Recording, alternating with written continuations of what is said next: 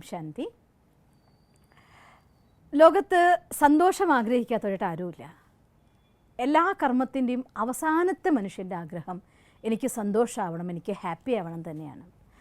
പക്ഷേ ഹാപ്പി ആവാൻ വേണ്ടിയുള്ള ശ്രമത്തിൻ്റെ ഉള്ളിൽ ലോകത്ത് നമ്മൾ നോക്കിക്കഴിഞ്ഞാൽ ഒരു 80% ആളുകളും ടെൻഷനും അസന്തുഷ്ടിയാണ് അനുഭവിക്കുന്നത്.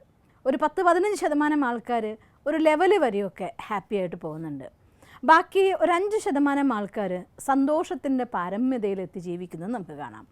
വളരെ കുറച്ച് ആൾക്കാർ. എന്തുകൊണ്ടാണ് ഈ ലോകത്തിൽ നമ്മളെല്ലാവരും വന്നത്? മൂല്യങ്ങളെ പങ്കുവെക്കാനും സന്തോഷിക്കാനുമാണ്. എന്നിട്ടും എന്തുകൊണ്ടാണ് സന്തോഷം വേണമെന്ന് ആഗ്രഹിച്ചിട്ടും പലർക്കും സന്തോഷിക്കാൻ പറ്റാത്തത്? എനിക്കൊന്ന് ഇതെല്ലാം ഒന്ന് സെറ്റായിട്ടൊന്ന് ഹാപ്പി ആവണം, മൈൻഡൊന്ന് ഓക്കെ ആക്കണം, എനിക്കൊന്ന് ഹാപ്പി ആവണം എന്നാഗ്രഹിക്കാത്ത ആരും ഉണ്ടാവും എന്നെനിക്ക് തോന്നണില്ല.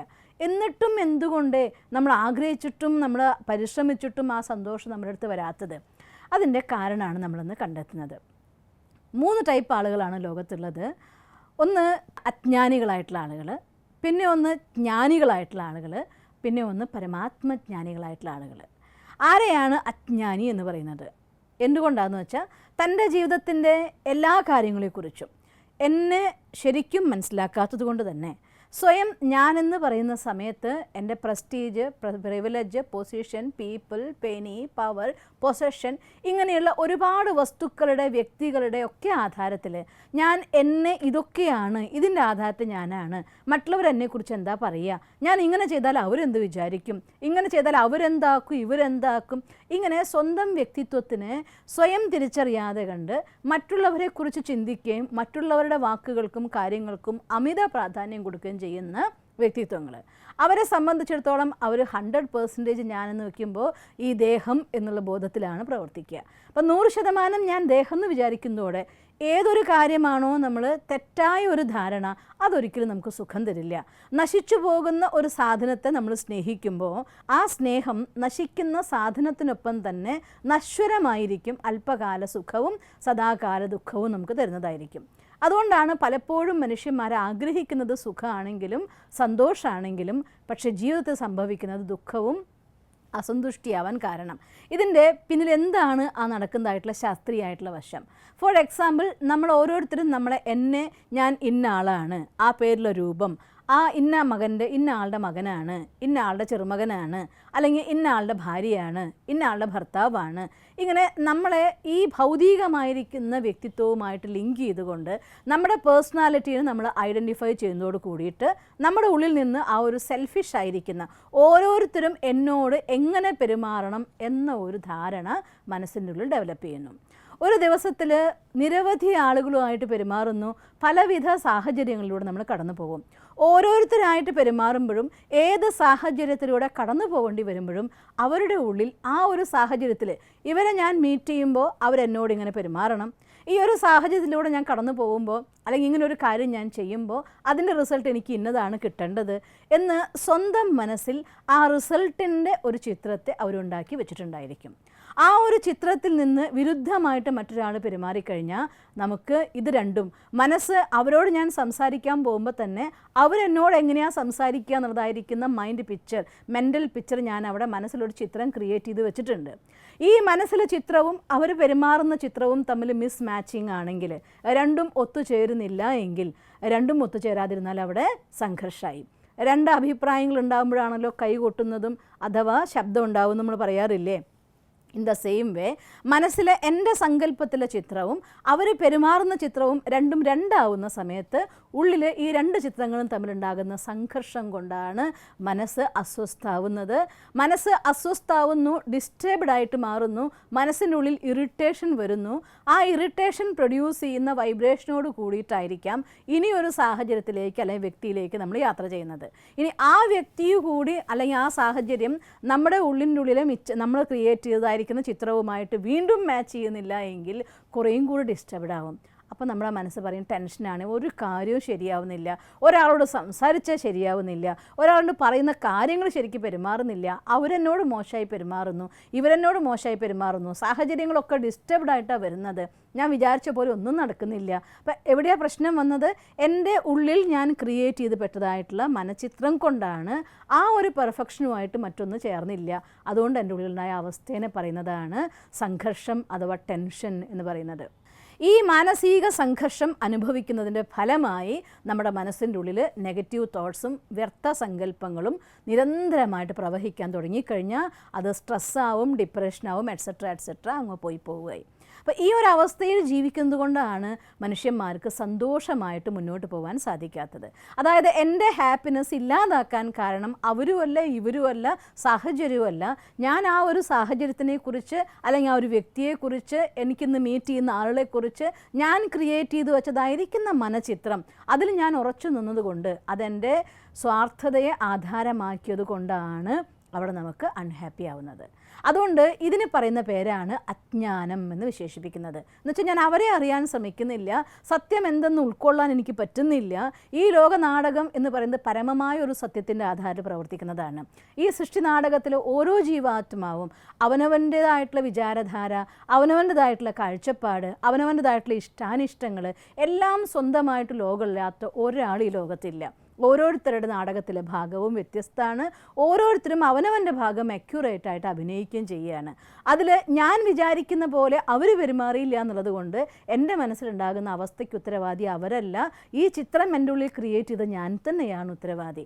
അത് തിരിച്ചറിയാത്തത് കൊണ്ട് സദാസമയം നമ്മുടെ ടെൻഷൻ്റെ കാരണം മറ്റാരെങ്കിലുമാണ് എന്ന് വിചാരിക്കുന്ന അവസ്ഥ, അതിനെയാണ് അജ്ഞാനം എന്ന് വിശേഷിപ്പിക്കുന്നത്. മറ്റൊന്ന് ജ്ഞാനത്തിൻ്റെ ആധാരത്തിൽ പ്രവർത്തിക്കുന്നവർ. ജ്ഞാനം എന്ന് വെച്ചാൽ അർത്ഥം ശരിക്കും ഞാൻ ആരാണ്, എന്നെ, ഇതെല്ലാതും നമ്മൾ ഉപയോഗിക്കുന്ന സാധനം തന്നെ. ഇപ്പോൾ എൻ്റെ സാരി, നമ്മൾ സാരി എൻ്റെ എന്ന് പറഞ്ഞെടുത്ത് വയ്ക്കുന്ന സാധനമാണല്ലോ എടുത്ത് ഉപയോഗിക്കുന്നത്. ഇതെൻ്റെ അല്ല നിങ്ങളുടെ ആണെന്ന് പറഞ്ഞിട്ട് നമ്മളെടുത്ത് ഉപയോഗിക്കാൻ പോകാറില്ല. പക്ഷേ അത് ആസ് എൻ ആക്ഷൻ ഉപയോഗിക്കുന്ന വാക്കാണെന്നും അതേസമയം ഈ സാരി ഉണ്ടെങ്കിലും ഇല്ലേലും ഞാൻ ഓക്കെ എന്നുള്ളൊരു മനോഭാവം അത് നിങ്ങൾക്ക് ഉണ്ടാകുന്നത് കുറച്ചും കൂടി ഒന്ന് ബ്രോഡായി നമ്മൾ ചിന്തിക്കാൻ തുടങ്ങുമ്പോഴാണ്. മറ്റൊരു ഭാഷയിൽ പറഞ്ഞാൽ നമ്മുടെ റിയൽ ഐഡൻറ്റിറ്റിയെക്കുറിച്ചൊരു നോളജ് നമ്മൾ ക്രിയേറ്റ് ചെയ്യുമ്പോഴാണ്. മീൻസ് ഈ കാണുന്നതെല്ലാം എൻ്റെ ഞാൻ ഉപയോഗിക്കുന്നെങ്കിലും ഇതൊന്നും ശാശ്വതമല്ല എന്ന് എല്ലാവർക്കും അറിയാം, എല്ലാവരും പറയുന്ന കാര്യമാണ്. പക്ഷേ നമ്മുടെ സെൻസിലേക്ക് അത് എടുക്കുമ്പോൾ, നമ്മുടെ അവെയർനെസ്സിലേക്ക് അത് എടുക്കുമ്പോൾ, എൻ്റെ ബോധതലത്തിൽ ഞാനതിനെ സ്വീകരിക്കുമ്പോൾ ഉണ്ടാകുന്ന ആ ഒരു ചെറിയ പരിധി ലെവലിലെങ്കിലും ഞാനത് സ്വീകരിച്ചാൽ ഞാൻ ഈ നശിച്ചു പോകുന്ന ദേഹം മാത്രമല്ല, ഇതിനുള്ളതായിട്ടുള്ള ചൈതന്യ ശക്തിയാണ്. എൻ്റെ ഹാപ്പിനെസ് എന്ന് പറയുന്നത് അവിടെയും ഇവിടെയും ആധാരത്തിലല്ല, അതെൻ്റെ ഉള്ളിൽ നിന്ന് എനിക്ക് ഉണ്ടാക്കാവുന്നതാണ്. ഞാൻ മീറ്റ് ചെയ്യുന്നതായിട്ടുള്ള വ്യക്തികൾ ഞാൻ പറയുന്ന പോലെ തന്നെ പെരുമാറിക്കൊള്ളുന്നില്ല, അവരുടേതായിട്ടുള്ള ഭാവത്തിലും പെരുമാറിയേക്കാം, അല്ലെങ്കിൽ രണ്ടും ഉണ്ടാവാം. ഈ ഞാനിപ്പോൾ ഒരാളെ മീറ്റ് ചെയ്യാൻ പോകുന്നു, ഒരു പക്ഷേ അയാൾ ആക്സെപ്റ്റ് ചെയ്തേക്കാം, അഥവാ റിജക്റ്റ് ചെയ്തേക്കാം. ഒരു സിറ്റുവേഷനിലൂടെ ഞാൻ കടന്നു പോവുകയാണ്, ഒരുപക്ഷെ ജയിച്ചേക്കാം, അല്ലെങ്കിൽ ഞാൻ തോറ്റേക്കാം. ഇങ്ങനെ രണ്ട് ആസ്പെക്റ്റും സംഭവിക്കാം എന്നതായിട്ടൊരു പ്രതീക്ഷ, അമിത പ്രതീക്ഷ, ഞാൻ വിചാരിച്ച പോലെ നടക്കുന്നതിനേക്കാൾ അപ്പുറം എന്തും സംഭവിച്ചേക്കാമെന്ന് വിചാരിക്കുന്ന അവസ്ഥ. എൻ്റെ ആജ്ഞപ്രകാരം, എൻ്റെ ഇഷ്ടപ്രകാരം മാത്രം മറ്റുള്ളവർ പ്രവർത്തിക്കണം എന്ന് ഒരു ഷാഠ്യമില്ലാത്ത മനോഭാവം, സിമ്പിളായിട്ടുള്ള ഭാഷയിൽ പറഞ്ഞാൽ ആ മനോഭാവം ഉണ്ടാവുമ്പോൾ ഇനി അവർ കുറച്ച് നെഗറ്റീവായി പെരുമാറിയാലും, നിങ്ങളുടെ പ്രതീക്ഷയ്ക്ക് നേരെ വിരുദ്ധമായി പെരുമാറിയാലും, ഒരു പക്ഷേ some 2 or 3 minutes, some seconds നിങ്ങൾ കുറച്ച് ഡിസ്റ്റർബ്ഡ് ആയേക്കാം, നിങ്ങളുടെ ആഗ്രഹം നടക്കാതെ വരുമ്പോൾ ഉണ്ടാകുന്നൊരവസ്ഥ. പക്ഷേ അപ്പോഴത്തേക്കും തന്നെ നമ്മൾ അതിനെ മാനേജ് ചെയ്യും. ഓക്കെ, അവരും അങ്ങനെയും ആയേക്കാലോ, സോ ലെറ്റ് ഇറ്റ് ബി എന്ന് പറഞ്ഞുകൊണ്ട് ആ കാര്യത്തിന് ഫുൾ സ്റ്റോപ്പ് ഇട്ടുകൊണ്ട് പോകാൻ പറ്റും. അവരും ടൂ മച്ച് ടെൻസ്ഡ് ആവാറില്ല, കാരണം ലോകത്തിൻ്റെ MD ഞാനാവണം എന്ന് അവരും വിചാരിക്കുന്നില്ല. എല്ലാവരും അവനവൻ്റെ MDമാർ. നമുക്ക് ജീവിക്കാം, മറ്റുള്ളവർ ജീവിക്കാൻ അനുവദിക്കാം എന്നതായിട്ടുള്ള പ്രിൻസിപ്പിളിൽ മുന്നോട്ട് പോകും. അതൊരു പരിധി വരെ ഞാൻ ദേഹമല്ല എന്നും അതിനുള്ള ചൈതന്യമാണെന്നും ഓർ ഇൻറ്റേർണൽ പേഴ്സണാലിറ്റി ആയിട്ട് ഞാനെന്ന് പറയുന്നത് ഈ വസ്തുക്കളുടെ ആധാരത്തിലല്ല, അതിലുപരിയായിരിക്കുന്ന എനിക്കെൻ്റെ വ്യക്തിത്വമുണ്ട്, ഞാനെന്ന പേഴ്സണാലിറ്റി ഉണ്ട്, എൻ്റെ തോട്ട്സ് ഉണ്ട്, എൻ്റെ ഭാവനയുണ്ട്, എൻ്റെ ഭാവമുണ്ട്, എൻ്റെ കർമ്മമുണ്ട്, എൻ്റെ വാക്കുണ്ട്. ഇതൊക്കെയാണ് എൻ്റെ എന്ന് വിചാരിക്കുന്ന വ്യക്തിത്വങ്ങൾക്ക് കുറച്ചുകൂടെ ഈസി ആയിട്ട് ഈ രീതിയിൽ മാനേജ് ചെയ്യാൻ പറ്റും. അവരും പൂർണ്ണമായിട്ടുള്ള സന്തോഷത്തിലല്ല, എന്നാലും ഒരു മാനേജ് ചെയ്തുകൊണ്ട് ഒരു കാര്യത്തിനുണ്ടായി ഒരു വ്യക്തി നമ്മുടെ കൂടെ കോപ്പറേറ്റ് ചെയ്തില്ല, അല്ലെങ്കിൽ ഒരു സാഹചര്യം മോശമായി വന്നു, അതിനെ തന്നെ പറഞ്ഞ് വിലപിച്ചുകൊണ്ടിരിക്കില്ല. അങ്ങനെ ഒരു കാര്യം ഉണ്ടായി, ചിലപ്പോൾ കുറച്ച് സമയമൊക്കെ വിഷമിക്കും, അത് കഴിഞ്ഞ ശേഷം അത് പോട്ടെ എന്ന് പറഞ്ഞ് ഫുൾ സ്റ്റോപ്പ് ഇട്ടുകൊണ്ട് വീണ്ടും എത്രയുണ്ട് നമുക്ക് എന്ന് പറഞ്ഞുകൊണ്ടുള്ളതിനെ ചിന്തിച്ചുകൊണ്ട് മുന്നോട്ട് പോകാൻ സാധിക്കും. അവരും ഒരു സർട്ടൺ ലിമിറ്റ് വരെയൊക്കെ ഹാപ്പി ആയിട്ട് ഈ ലോകത്ത് ജീവിക്കുന്നത് കാണാം. അതും കുറച്ച് ആളുകളെ കാണാറുള്ളൂ എന്ന് മാത്രം, ഈ ലെവലെടുക്കുന്നവർ കൂടി. ഇനി മൂന്നാമത്തെ കാറ്റഗറിയെ സംബന്ധിച്ചിടത്തോളം അവർ സ്വയം ഞാൻ ആരെന്നറിഞ്ഞവർ, സ്വയം ഭഗവാനെ തിരിച്ചറിഞ്ഞവർ, അവരുടെ ആ ഒരു ഇഗ്നൈറ്റഡ് ആയിരിക്കുന്ന സ്റ്റേജ്, ആധ്യാത്മികമായിരിക്കുന്ന ഉണർവുണ്ടായിരിക്കുന്ന അവസ്ഥയിൽ സ്വയം ഞാൻ ആരെന്ന് മനസ്സിലാക്കുന്നു, ഭഗവാനെ തിരിച്ചറിയുന്നു. ആ ഒരു കടലായിരിക്കുന്ന സർവ്വതിൻ്റെയും സാഗരത്തെ സ്വന്താക്കിയ ആൾ ഇവിടെ നിന്ന് ഒന്നിനു വേണ്ടി പ്രതീക്ഷിക്കാത്ത സ്ഥിതി. ആ അവസ്ഥയിൽ അവരൊരു വ്യക്തിയെക്കുറിച്ചും ഒരു മനചിത്രം ഉണ്ടാക്കുന്നില്ല, അല്ലെങ്കിൽ ഒരു സാഹചര്യത്തെക്കുറിച്ചും ഒരു മനചിത്രം ക്രിയേറ്റ് ചെയ്യുന്നില്ല. അതുകൊണ്ട് തന്നെ നമ്മളോട് പെരുമാറുന്ന ആൾ നന്നായി പെരുമാറിയാലും മോശമായി പെരുമാറിയാലും അവരെ സംബന്ധിച്ചിടത്തോളം രണ്ടും ഈക്വലായിരിക്കും. ഇതിനെയാണ് നമ്മൾ പറയുന്നത് നിന്ദ, സ്തുതി, മാനം, അപമാനം.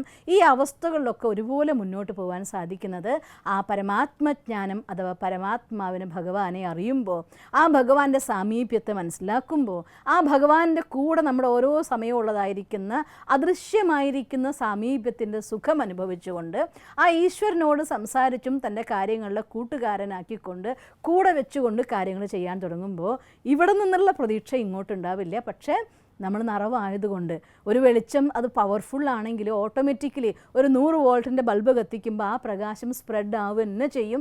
എവിടെയൊക്കെ എന്തൊക്കെ വസ്തു ഉണ്ടോ അവിടെയൊക്കെ ആ പ്രകാശം ചെന്ന് അതിൻ്റെ പ്രതിഫലനം ഉണ്ടാക്കും, അതൊക്കെ ക്ലിയറായി കാണാൻ തുടങ്ങും.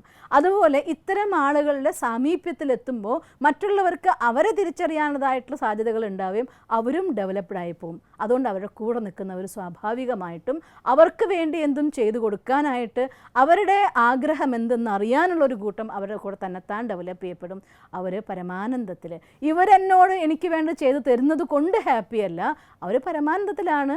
ആ പരമാനന്ദത്തിൻ്റെ പ്രകാശം സുഖം തന്നെ മറ്റുള്ളവർക്ക് അവർക്ക് വേണ്ടി എന്തെങ്കിലുമൊക്കെ ചെയ്യണം, അവരൊന്നും ആവശ്യപ്പെട്ടില്ലെങ്കിലും അവരുടെ കാര്യങ്ങൾ നോക്കി ചെയ്യാൻ തോന്നുന്ന ഒരവസ്ഥ ക്രിയേറ്റ് ചെയ്യപ്പെടും.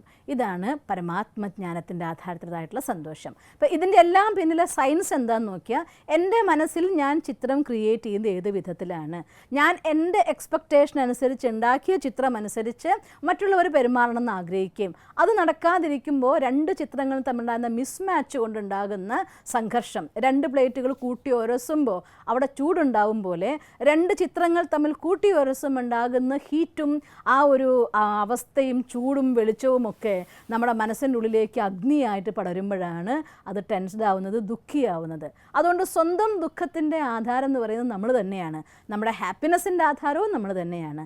അതുകൊണ്ട് ഈ ലോകത്തെ ആരെക്കുറിച്ചും ഒരു ചിത്രം ക്രിയേറ്റ് ചെയ്യാതിരിക്കണമെങ്കിൽ ചിത്രമില്ലാത്തവനായിരിക്കുന്ന, അതാ നിരാകാരിയായിരിക്കുന്ന പരമാത്മാവിനെ ഓർക്കുമ്പോൾ ആ സ്വരൂപത്തിലേക്ക് വരുമ്പോൾ, അതുകൊണ്ടാണ് പരമാത്മജ്ഞാനം സിദ്ധിക്കുന്നവർ, പരമാത്മാവിൻ്റെ അനുഭൂതി ചെയ്യുന്നവർ സദാ സന്തോഷത്തിൽ, രോഗാവസ്ഥയിലും ഹാപ്പി, എല്ലാവരും കൂടെ ഉണ്ടെങ്കിലും ഹാപ്പി, ഒറ്റയ്ക്കാണെങ്കിലും ഹാപ്പി, ഓൾവേസ് ഹാപ്പി. അതുകൊണ്ട് നിങ്ങൾക്കും സദാ സന്തോഷം അനുഭവിക്കണോ, അതിന് സ്വയം ആത്മജ്ഞാനം അറിയൂ, പരമാത്മജ്ഞാനത്തെ മനസ്സിലാക്കൂ, ഭഗവാന്റെ സാമീപ്യത്തെ അറിയാൻ വേണ്ടി ശ്രമിക്കൂ. ഒരു ദിവസം കൊണ്ട് ആർക്കും ഇതൊന്നും നേടാൻ പറ്റില്ല എന്ന് എനിക്കറിയാം. പക്ഷേ നിങ്ങളുടെ ഭാഗത്തുനിന്ന് ശ്രമം നടക്കുമ്പോൾ ഒരു സ്റ്റെപ്പ് നിങ്ങൾ മുന്നോട്ട് വയ്ക്കുമ്പോൾ 1000 സ്റ്റെപ്പ് നിങ്ങൾ മുന്നോട്ട് കൊണ്ടുപോകാനുള്ള ആ ഒരു കരുണ കാണിക്കുന്നവനാണ് കരുണാസാഗരനായിരിക്കുന്ന ഭഗവാൻ.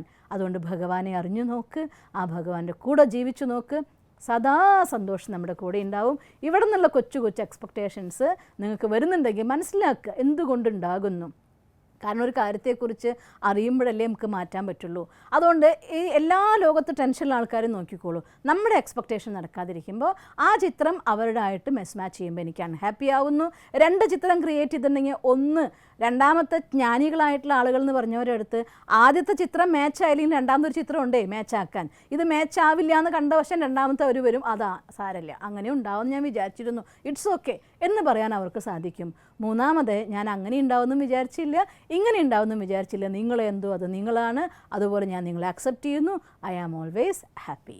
അതുകൊണ്ട് ഈ ഒരു രഹസ്യത്തെ മനസ്സിലാക്കിക്കൊണ്ട് ആരെക്കുറിച്ചുള്ള ചിത്രം സ്വന്തം മനസ്സിൽ ക്രിയേറ്റ് ചെയ്യാതെ നിങ്ങളുടെ മനസ്സിൽ ചിത്രമില്ലാത്തവനായ ഭഗവാനെ പ്രതിഷ്ഠിച്ചു നോക്ക്.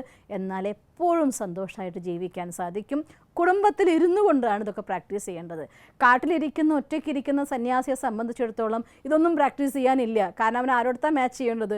ഈ പ്രകൃതിയോടോ ജീവജാലങ്ങളോടോ? അവർ നമ്മൾ വിചാരിക്കും പോലെ പെരുമാറുന്നവരാണ്. കുടുംബത്തിലിരിക്കുന്നവർക്കാണ് ഇത് പ്രാക്ടീസ് ചെയ്യാൻ പറ്റുക. ജീവിതം എന്ന പരീക്ഷണശാലയിൽ ഈ ഒരു തിയറിയെ പ്രാക്ടിക്കലാക്കിക്കൊണ്ട് ജീവിതത്തിൽ സദാ സന്തോഷമായിരിക്കാനും ഈശ്വരൻ്റെ കൂട്ടനുഭവിക്കാനും നിങ്ങൾക്ക് ഓരോരുത്തർക്കും സാധിക്കട്ടെ എന്ന് ഞാൻ ആശംസിക്കുന്നു. ഓം ശാന്തി. ഈ വീഡിയോ നിങ്ങൾക്കിഷ്ടപ്പെട്ടുവെങ്കിൽ തീർച്ചയായും ഈ യൂട്യൂബ് ചാനൽ സബ്സ്ക്രൈബ് ചെയ്താലും കൂടാതെ please like it and share it. ഒപ്പം ഞങ്ങളുടെ ഫേസ്ബുക്ക്, ട്വിറ്റർ, ഇൻസ്റ്റാഗ്രാം കൂടി ഫോളോ ചെയ്ത് നിങ്ങളുടെ പ്രോത്സാഹനങ്ങൾ തന്നാലും. നിങ്ങളുടെ അഭിപ്രായങ്ങൾ ഞങ്ങൾക്ക് ഏറെ വിലയേറിയതാണ്. അത് കമന്റ് ബോക്സിൽ എഴുതിയാലും. ഞങ്ങളെ സ്നേഹിക്കുന്ന, ഞങ്ങളോടൊപ്പം നിൽക്കുന്ന ഏവർക്കും അകമഴിഞ്ഞ് നന്ദി.